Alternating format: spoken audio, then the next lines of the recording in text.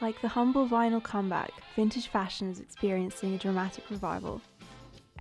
Endless rummaging through dusty old clothes hoping to find a gem from the past is fashionably in. Mindless consumerism of fast fashion is out. But what exactly is considered vintage?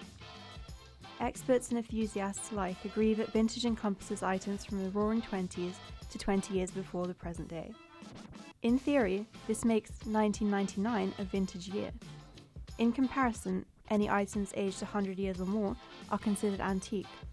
An antiquarian, or an aficionado of old-school items, may even argue that such an object must represent a previous era or an entirely different period of human society.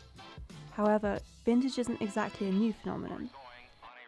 During wartime, women adopted the make, do and mend mentality and sought clothes from a different era.